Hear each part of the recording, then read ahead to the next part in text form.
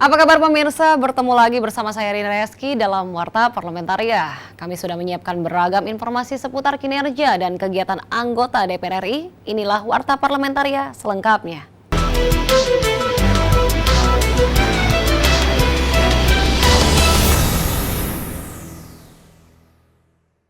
Komisi 10 DPR RI mendukung penuh kemajuan e-sport atau olahraga elektronik di Indonesia. Komisi 10 DPR RI pun akan melakukan pendalaman kembali terkait e-sport termasuk dampak potensi ekonomi di masyarakat. Dalam rapat dengar pendapat dengan Deputi Bidang Ekonomi Digital dan Produk Kreatif Kemenparekraf, anggota Komisi 10 DPR RI Ferdiansyah mengatakan, untuk bisa mengoptimalkan e-sport di Indonesia harus ada pendalaman dari beberapa aspek, termasuk potensinya di perekonomian nasional. Benar dikatakan dari jumlah penduduk, kemudian yang mengakses internet, dan kemudian yang aktif internet atau website ataupun yang sejenisnya. Tapi jangan lupa, perlu diwaspadai, perlu kita cermati kembali, kita perlu hitung bahwa e-sport ini membutuhkan investasi yang sangat besar. Wakil Ketua Komisi 10 DPR RI Hetifah Syaifudian mengatakan e-sport memiliki peluang sekaligus tantangan yang besar bagi Indonesia. Hetifah menjelaskan banyak negara-negara lain yang sudah mengambil keuntungan dari peningkatan jumlah peminat e-sport sehingga semestinya Indonesia juga memiliki peluang yang sama. Tapi kita juga bisa mengembangkan mungkin game-game nasional yang akan digunakan oleh para gamer ataupun atlet-atlet e-sport di Indonesia. Dan juga Bapak tadi mengusulkan ya misalnya bagaimana caranya supaya aspek negatif dari e-sport seperti kita kurang gerak, ya mager dan lain-lainnya itu bisa juga nanti diatasi, diintegrasikan dengan. Nadia dan Rangga, TVR Parlemen, melaporkan. Pemerintah memutuskan membuka kembali kegiatan belajar mengajar secara tatap muka per Januari 2021. Meskipun masih dalam masa pandemi COVID-19, terkait hal tersebut, pimpinan DPR RI mengimbau pemerintah untuk benar-benar menyiapkan fasilitas yang memenuhi standar protokol COVID-19 di setiap sekolah. Wakil Ketua DPR RI Sufmi Dasko Ahmad yang ditemui di Gedung Nusantara 3 Senayan Jakarta baru-baru ini mengatakan, sektor pendidikan memang termasuk yang paling terdampak dari pandemi COVID-19, di mana tentunya dapat mempengaruhi kualitas dari pendidikan. Sufmi Dasko juga berpendapat mengenai akan diaktifkannya sekolah tatap muka di bulan Januari mendatang. DPR mengimbau pemerintah untuk benar-benar menyiapkan fasilitas yang ada di sekolah yang sesuai dengan standar COVID-19. Saya pikir sektor pendidikan memang termasuk yang paling berat terdampak dalam pandemi COVID-19. Ya memang kita juga harus menjaga kualitas pendidikan anak dan kuantitasnya. Dasko pun berpendapat, keputusan memulai sekolah tatap muka harus dilakukan melalui tahapan yang cermat demi generasi bangsa. Nah, oleh karena itu apabila memang di bulan Januari itu akan diaktifkan sekolah, itu kita minta kepada pemerintah untuk benar-benar menyiapkan fasilitas yang ada di sekolah-sekolah yang memenuhi standar protokol COVID-19 dan juga kepada guru. Zikri dan Denus, TVR Parlemen, melaporkan. Untuk mengatasi disparitas kualitas pendidikan nasional, menciptakan misi pendidikan, serta mewujudkan pembangunan jangka panjang Indonesia Emas tahun 2045, Komisi 10 DPR RI menekankan pentingnya implementasi dari konsep peta jalan pendidikan nasional. Ditemui usai pertemuan tim panitia kerja peta jalan pendidikan Komisi 10 DPR RI di Kota Padang, Provinsi Sumatera Barat, Wakil Ketua Komisi 10 DPR RI, Hetifah Syaifudian mengatakan, masih terjadi kesenjangan kualitas pendidikan di sekolah-sekolah milik swasta maupun negara. Karena di swasta juga ada yang bagus-bagus sekali, gitu, yang kurang-kurang sekali. Di negeri juga mungkin masih tidak merata dari satu daerah ke daerah lain, satu sekolah dengan sekolah lain. Nah, jadi ada 8 standar itu mungkin sekarang juga kita akan lakukan satu kajian kan, bagaimana itu bisa dicapai secara merata dan tidak ada mungkin disparitas yang semakin besar apalagi dengan pandemi ini. Wakil Rektor 3 Universitas Andalas, Insanul Kamil mengatakan, di daerah tertinggal, terdepan, dan terluar atau 3T, masih sangat membutuhkan fasilitas serta tenaga pengajar yang berkualitas. Insanul berpendapat, kualitas lulusan di daerah 3T belum mampu bersaing secara nasional maupun global. Harapan kami adalah kegiatan yang sangat baik pada hari ini untuk mendengarkan seperti apa daerah melihat peta jalan pendidikan. Akhirnya ini akan berujung kepada terciptanya sebuah ekosistem pendidikan nasional yang jauh lebih baik.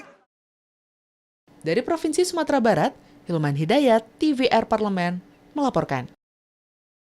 Jangan kemana-mana pemirsa, karena kami masih memiliki banyak informasi lain dalam Warta Parlamentaria. Di antaranya datang dari Komisi 4 DPR RI, dorong KKP tingkatkan anggaran Politeknik Karangantu, Banten. Setelah jeda berikut ini.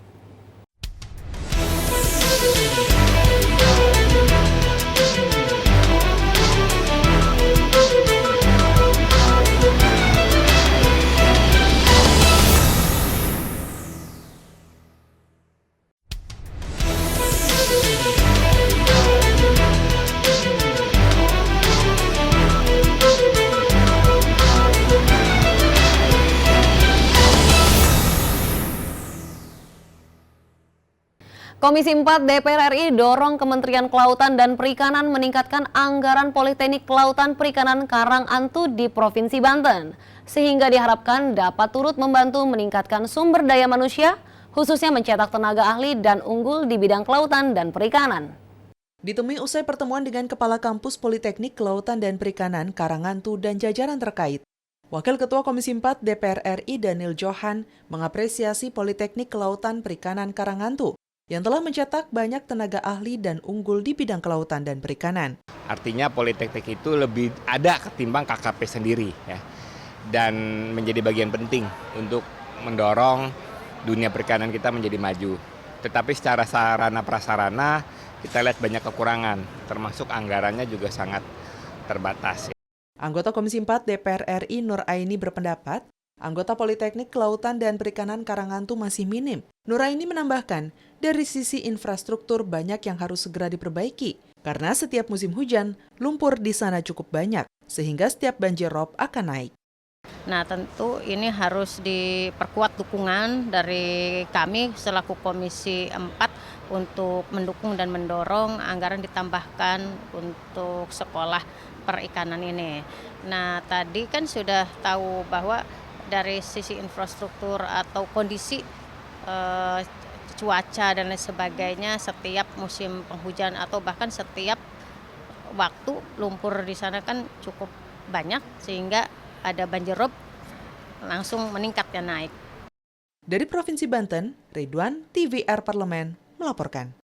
Panja Ekonomi Kreatif Komisi 10 meninjau langsung daerah Pekalongan sebagai sentra industri ekonomi kreatif di kota yang terkenal dengan hasil kerajinan tradisional batiknya. Hal itu untuk mendengar langsung dampak dari pandemi COVID-19 ini terhadap industri batik. Ketua Tim Kunjungan Spesifik Abdul Fikri Fakih mengatakan, ekonomi kreatif merupakan salah satu sektor yang sangat terdampak oleh pandemi COVID-19. Karena itu, Komisi 10 DPR RI secara langsung melihat kondisi, menyisir tantangan dan hambatan, peluang, serta membuat proyeksi pasca pandemi. Penguatan kan judulnya, penguatan ekonomi kreatif, dan kita sudah mendengarkan ada bahan baku yang mestinya negara dalam hal ini pemerintah hadir membantu. Kemudian ada juga temuan, kita datang ke Ridaka, ternyata mereka masih memproduk yang dikirim ke Jepang dan beberapa hal itu ternyata dibuang saja menjadi limbah. Anggota Panja Ekonomi Kreatif Desi Ratnasari menjelaskan pentingnya kualitas SDM dalam penguatan ekonomi kreatif. Desi menambahkan, transfer knowledge, profesionalism, serta kompetensi daya saing SDM ekonomi kreatif perlu didongkrak. Hal tersebut bisa dilakukan dengan kolaborasi lintas sektor, termasuk membuat payung hukum agar ada jaminan kepastian. Bagaimana memberikan pemberdayaan lewat teknologi guna memanfaatkan komoditi yang masih mentah ini untuk benar-benar menjadi komoditi jadi yang justru membuat masyarakat Pekalongan ini menjadi eksportir yang mana profitnya bisa langsung dirasakan oleh masyarakat Pekalongan. Dari Pekalongan, Jawa Tengah, Andri, TVR Parlemen, melaporkan. Komisi 8 DPR RI menilai perlu adanya revisi data terpadu kesejahteraan sosial agar bantuan sosial dari pemerintah dapat tepat sasaran. Ditemui usai menjadi pembicara dalam Forum Dialektika Demokrasi di Media Center Gedung Nusantara 3 DPR RI Senayan, Jakarta. Wakil Ketua Komisi 8 DPR RI Marwanda Sopang meminta Kementerian Sosial mengevaluasi data masyarakat penerima bantuan sosial. Karena data yang tidak valid menimbulkan persoalan dalam penyaluran bantuan sosial. Marwan juga meminta pemerintah memaksimalkan kinerja dalam validasi dan pemutakhiran data terpadu kesejahteraan sosial. Perbaikan data itu berjalan terus, maka harus ada perbaikan. Bukan saja karena kesalahan, tetapi juga ada perubahan sosial. Jadi ada orang yang miskin menjadi kaya, tapi ada orang kaya menjadi miskin. Sebagian besar dari miskin menjadi kaya, maka harus selalu ada perbaikan data. Terkait rencana pemberian bantuan sosial secara terpusat di Kementerian Sosial, Marwan menilai hal tersebut belum tentu efektif. Ia mengkhawatirkan masyarakat akan kesulitan untuk mencari informasi yang dibutuhkan. Selain itu, dengan adanya otonomi daerah seharusnya bantuan sosial lebih mudah dikoordinir oleh daerah masing-masing. Belum tentu umpamanya sentralistik, apakah menjadi mudah? Enggak juga, tapi dalam hal kinerja mungkin saja dalam pandangan menteri itu terlalu berputar, terlalu banyak birokrasi, ketemu dulu sama bupati, ketemu dulu kepala dinas, kemudian sampai ke desa-desa. Oki Zulindra dan Julian, TVR Parlemen, melaporkan. Komisi 6 DPR RI meminta BUMN Infrastruktur meningkatkan koordinasi dengan pemerintah daerah dalam proyek pembangunan jalan tol Probolinggo-Situbondo Banyuwangi atau Prosiwangi karena pembebasan lahan masih menjadi salah satu kendala utama. Ditemui usai kunjungan spesifik ke Provinsi Jawa Timur, Ketua Tim Kunjungan Komisi 6 DPR RI Nasim Khan mengatakan, proyek pembangunan tol Prosiwangi masih terjadi kendala dalam pembebasan lahan di Kabupaten Situbondo. Untuk itu, perlu kebijaksanaan di Kabupaten Situbondo, karena daerah ini dilalui proyek pembangunan hingga 110 km dari total 172 km. Pembebasan lahan di sini memang harus kita bijaksana, ya kan? Khususnya di daerah Kabupaten Situbondo. Nah, karena Kabupaten Situbondo dalam proyek tol ini sangat panjang, 110 kilo. 110 kilo ini kalau Probolinggo ini tambahannya kan cuma tinggal kurang lebih 30 kilo, yang Banyuwangi 30 kilo. Anggota Komisi 6 DPR RI Nevi Zuairina mengatakan, progres pembangunan tol Prosiwangi masih menemui banyak kendala seperti masalah investasi dan konstruksi. Nevi menambahkan perlu adanya solusi terbaik agar pembangunan tol berjalan dengan baik tanpa merugikan pihak manapun. Ada kendala di investasi, kendala konstruksi, ya, dan kendala lainnya. Mungkin karena panjangnya jalan tol yang akan dibuat sampai 172 km, kami mengharapkan setelah kunspek ini kita membicara lebih khusus lagi, ya, supaya proyek jalan tol ini Probolinggo ini berjalan dengan baik.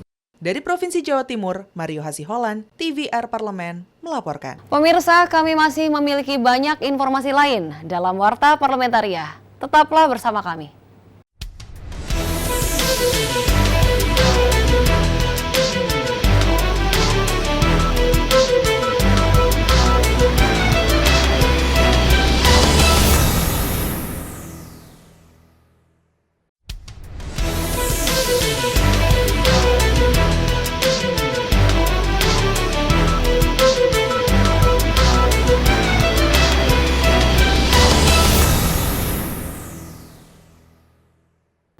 Ketua Komisi 3 DPR RI Herman Heri menilai Kepolisian Daerah Sulawesi Utara telah siap menjamin keamanan penyelenggaraan Pilkada Serentak 2020 di Provinsi Sulawesi Utara.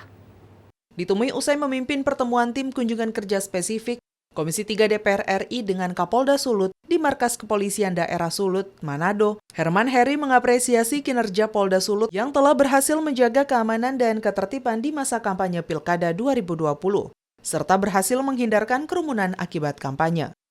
Herman Heri menilai, Kapolda Sulut melakukan tugas dan fungsi dengan terobosan yang menyentuh simpul-simpul masyarakat, yakni tidak menggunakan kekuatan kekuasaan dan menggunakan pendekatan penegakan hukum. Artinya polisi di dalam menjalankan fungsi dan tugasnya tidak menggunakan kekuatan kekuasaan, pendekatannya penegakan hukum. tapi polisi melakukan terobosan yang namanya promoter. Herman Heri menilai, kepolisian Sulut telah menggunakan pendekatan-pendekatan yang humanis dalam mengimplementasikan fungsi dan tugasnya kepada masyarakat. Hal tersebut merupakan bentuk modernitas kepolisian yang profesional. Herman Heri mengimbau Polda Sulut untuk tidak lalai dalam memberikan sosialisasi mengenai protokol kesehatan COVID-19 di Sulut. Kemudian kesadaran masyarakat, kemarin sore saya datang ke warung kopi yang terkenal di sini, semua orang bermasker. Kesadaran orang jaga jarak. Nah, inilah tugas berat yang harus dilakukan oleh kepolisian. Dari Provinsi Sulawesi Utara, Temi Riansyah, TVR Parlemen, melaporkan. Terkait mundurnya jadwal produksi proyek pengembangan gas lapangan unitisasi Jambaran Tiung Biru atau JTB, Komisi 7 DPR RI meminta penjelasan PT Pertamina EP terkait mundurnya proyek JTB untuk mengatasi permasalahan yang ada. Ditemui dalam kunjungan ke proyek JTB Jawa Timur, Ketua Komisi 7 DPR RI Sugeng Suparwoto menyampaikan salah satu kendala proyek JTB yang dikelola oleh PT Pertamina EP Cepu adalah dukungan pembangunan infrastruktur seperti jaringan gas untuk mengalirkan gas setelah produksi. Gas diangkat kan harus ada yang nyerap, tetapi kalau nggak ada infrastrukturnya gimana?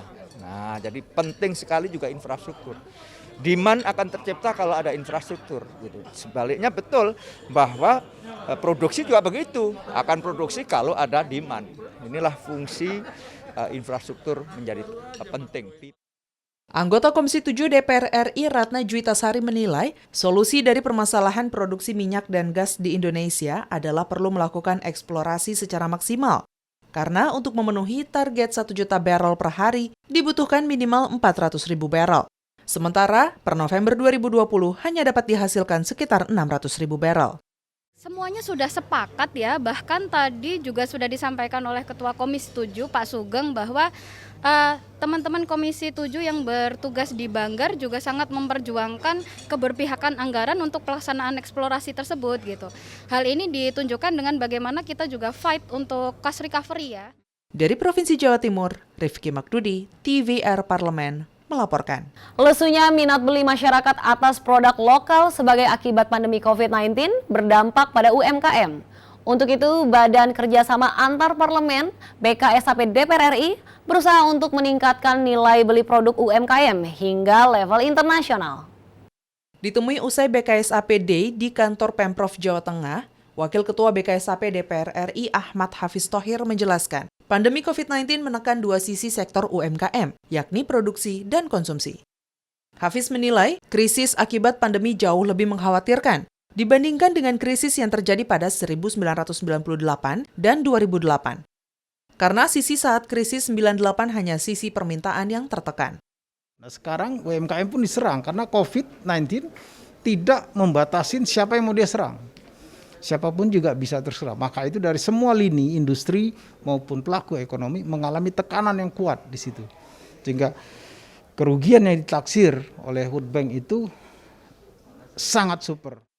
Anggota BKSAP Didi Irawadi Syamsuddin menyampaikan, BKSAP terus berkeliling Indonesia untuk mencari produk lokal yang menarik. Menurutnya, produk yang memiliki nilai jual tinggi dari tiap daerah pemilihan dapat menjadi barang yang menarik untuk dipasarkan secara internasional. BKSAP berkeliling Indonesia, ya. Jadi hemat saya sangat baik manakala ada hal-hal yang menarik yang bisa dijual dari dapil masing-masing, tentu hal yang bagus ya.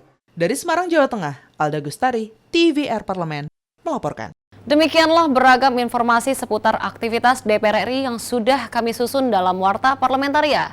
Saya Rini Reski beserta kerabat kerja yang bertugas undur diri. Terima kasih atas perhatian Anda. Sampai jumpa.